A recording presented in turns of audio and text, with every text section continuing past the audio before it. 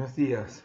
Vamos a empezar con nuestra tercera clase y un tema nuevo, que es control estadístico de procesos. En primer lugar, el control estadístico de procesos nos va a servir para poder mantener las acciones correctivas y preventivas que nosotros queramos llevar adelante en una línea de producción, y para esto tenemos que conocer primero bien el tipo de distribución de probabilidad que los datos que nosotros vayamos recolectando. Tenemos que decir que vamos a utilizar, o mejor dicho, se utilizan básicamente 4 tipos de distribución de probabilidad más comúnmente. Nosotros vamos a ver 3, que son la binomial, Poisson y normal. No vamos a hablar de T-de-Student. Y bueno, en primera instancia, nosotros sabemos que estadísticamente podemos tener información a través de los datos. Uno de ellos es, por ejemplo, promediándolos, obtener la media. Una simple cuenta nos permite establecer lo que puede ser la media dentro de un grupo de datos o la mediana, pero la realidad es que ni la media ni la mediana nos dan datos suficientes como para poder tomar decisiones, porque no sabemos nada acerca de cómo están ordenados o cómo están sobre todo dispersos alrededor de él. Bien, veamos un ejemplo. Por vía inductiva vamos a ir a un ejemplo a sacar conclusiones. En una línea de producción tenemos, a intervalos regulares, tenemos que vamos a sacar 5 frascos de aproximadamente 184 gramos cada uno. Entonces, familiaricémonos con esto. El tamaño de la muestra. Nosotros sacamos un frasco, no es que sacamos una muestra. Para sacar una muestra puede tener un tamaño determinado, como por ejemplo en este caso, que son 5 frascos. Y vemos aquí cómo están orientados. X1, X2, X3, X4 y X5 son las columnas que muestran cada uno de los componentes de un muestreo. De modo tal que en cada muestra tenemos un promedio y cuando sumamos todo tenemos el promedio de todos los promedios, ¿sí? Así como aquí sumamos también con 18.766, estamos sumando la totalidad del muestreo, ¿sí? Ahora bien, si nosotros hacemos una simple cuenta, que es restar el valor medido menos el valor objetivo, podemos tener un rango medio, ¿sí? Porque cada uno tiene un rango con respecto al valor medio 184, una suma total de rangos, los puedo sumar todos los rangos, ¿sí? Y ahí obtener distintos valores enfocados hacia la dispersión de los datos. La dispersión la podemos centrar en 2 maneras. Una es a través del rango, que tiene una aplicación limitada, pero muy fácil de determinación, simplemente el valor objetivo menos el valor medido, o el desvío estándar, que implica la acción de un cálculo con los datos del muestreo, ¿sí? No obstante, se aplica para muestras de mayor tamaño porque los rangos pueden dar una impresión exagerada cuando tenemos un grupo grande de datos, ¿sí? La diferencia entre el mayor y el menor puede no ser exactamente representativa de la dispersión en que se encuentra. Bueno, frecuencia y desvío estándar pueden ser útiles para avanzar y ver cómo se repite a lo largo de esta frecuencia una determinada medición, como lo vemos aquí, con el valor 188, fíjense que tiene 17 repeticiones, y a través de esto podemos construir un histograma de frecuencia. Avanzamos un poco con lo que es probabilidad. Recordemos que si tenemos R artículos defectuosos en un lote de N artículos, la probabilidad va a ser R sobre N de encontrar un artículo defectuoso. Por lo tanto, de que no haya ningún defecto, va a ser Q igual a 1 menos P, o lo que es lo mismo, N menos R sobre N, ¿sí? Entonces, si P es la probabilidad de defectos de una muestra, el número de defectos esperados va a ser N por P. A ver, aquí tenemos que centrarnos en una cuestión importante. Las observaciones pueden ser cantidades como peso, volumen, cantidades en una escala continua, ¿sí? Una medida física como puede ser el largo, el volumen, el peso, o simple conteo de defectos, ¿sí? Está claro que cada uno van a estar representados en una distribución de probabilidad distinta, ¿sí? De hecho, sea distribución binomial, sea distribución de Poisson, la vamos a utilizar para atributos o para cantidades discretas, en tanto que una variable continua la vamos a medir mediante una distribución normal. Bueno, la primera distribución de probabilidad que vamos a ver es la binomial, utilizada en los casos en que nosotros tengamos, por ejemplo, un atributo. Es decir, ¿tiene una falla o no tiene una falla? No estamos hablando de una cantidad, si es más pesado, si es menos pesado, cuánto es más pesado, ¿sí? Es decir, una variable como se llama en una línea de producción tipo pasa no pasa. Este tipo de distribución de probabilidad se llama binomial porque es la forma matemática de cálculo es mediante la expresión de una expansión de un binomio. Entonces, un tipo de distribución de probabilidad de estas va a tener una media y una dispersión que se pueden calcular mediante las expresiones n por p para la media y mediante la raíz cuadrada de n por p por q para lo que es la dispersión.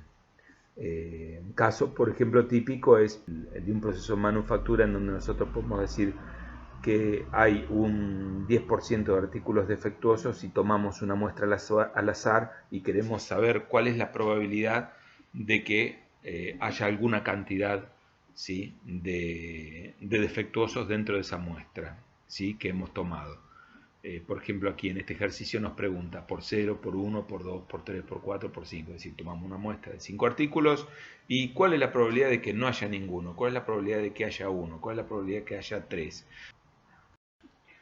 Esto significa entonces que si nosotros tomamos 5 artículos a muestrear y sabemos que apenas el 10% tiene defectos, lo que seguramente va a ocurrir es que la probabilidad para no encontrar ningún defecto va a ser la mayor de todas, ¿sí? A medida que nosotros pretendemos que existan defectuosos dentro de ese lote de 5 artículos que tomamos en ese muestreo, la probabilidad va a ir disminuyendo. Vamos ahora con otra distribución de probabilidad también para situaciones en donde las medidas de control tienen que ver con atributos, ¿sí?, con mediciones discretas. Y tiene que ver con la distribución de Poisson. La distribución de Poisson simplemente es la distribución binomial, sigue siendo la distribución binomial, simplemente que tiene una forma simplificada debido a que es una aproximación para un caso particular. Cuando, por ejemplo, los defectos, la probabilidad de defectos es muy baja, menos del 10%, y que el número de observaciones es relativamente grande, es decir, no tomamos un muestreo de 5 o 10, sino que tomamos un muestreo de 20, 50 o 100, ¿sí?, artículos, o sea, un tamaño de muestra grande, entonces aún así sigue siendo un tamaño pequeño con respecto a la población. Por ejemplo, vamos al puerto y tomamos de un contenedor 100 caramelos, sigue siendo una pequeña muestra, a pesar de que la muestra es relativamente grande para lo que es la unidad, pero sigue siendo pequeño con respecto al universo tomado. Entonces, en ese caso, nosotros tenemos que la forma de cálculo es como sigue. Observen que la probabilidad se calcula de una manera un tanto, con una forma relativamente compleja, pero existen tablas universales para el cálculo, ¿sí? Que tenemos un gran embarque en donde se sabe que el 5% de los productos son defectuosos en un universo, porque tenemos esa experiencia, y nos preguntamos cuál es la probabilidad de que en una muestra de 100 artículos, tomamos 100 artículos al azar en el embarque y haya en ese embarque al menos 2 o menos defectuosos, ¿sí? Bien, existen tablas que nos permiten calcular esa probabilidad. Las tablas, como en este caso, como lo estamos viendo, nos dan en realidad la probabilidad de defectos del valor o menos. Por ejemplo, para el caso de probabilidad de 5, como tenemos aquí, y en donde tenemos una cantidad de defectuosos igual a 2, el valor que observamos, que es 0,125, va a ser la probabilidad directamente de 2 o menos, ¿sí? Entonces, la probabilidad de encontrar 2 o menos artículos defectuosos va a ser de 0,125. Vamos ahora a nuestro tercer tipo de distribución de probabilidad y quizá una de las más difundidas, que es la distribución normal, ¿sí? La distribución normal tiene lugar cuando nosotros tomamos medidas en una variable continua, por ejemplo, una escala numérica de longitud, de peso, algún valor que tiene una escala continua, ¿sí? Se llama distribución normal precisamente porque, como su nombre lo indica, es lo que normalmente ocurre en la naturaleza. Y la curva, cuando nosotros hacemos la distribución de probabilidades reportada en una gráfica, nos da una curva que casualmente siempre va a ser similar cada vez que reportemos frecuencias en una distribución continua, ¿sí? en una variable continua. Es un tipo de distribución de probabilidad de gran aplicación en el control de calidad y es una de las que con las que más vamos a trabajar. Bien, la distribución de probabilidad normal tiene una forma de cálculo relativamente complicada si nosotros vamos a ir calculando probabilidad por probabilidad, pero existen tablas que nos permiten calcular el área bajo una curva normalizada, ¿sí? Que nosotros podemos extrapolar a cualquier valor mediante un simple cálculo. Entonces, se utiliza un parámetro en esas curvas, que se conoce como parámetro Z, que se calcula mediante la diferencia entre el valor observado menos la media dividido la dispersión. Con esos valores entramos en una curva y podemos, por ejemplo, entre dos valores, calcular el valor promedio por el área bajo la curva, ¿sí? Porque precisamente las tablas nos van a indicar, dependiendo del tipo de tabla, tomado un valor, el área bajo la curva. Vamos a clarificar dos cosas que son distintas y que habitualmente se usan en forma indistinta. Parámetros, por un lado, y variable estadística. Los parámetros tienen que ver con la población, es decir, un parámetro tiene que ver con cuánto es la media en una población o cuánto es el desvío estándar en una población. La variable estadística tiene que ver con la media y el desvío estándar, pero de esa muestra tomada, ¿sí? Entonces, la variable estadística es la que nosotros vamos a utilizar para realizar el control estadístico en el proceso.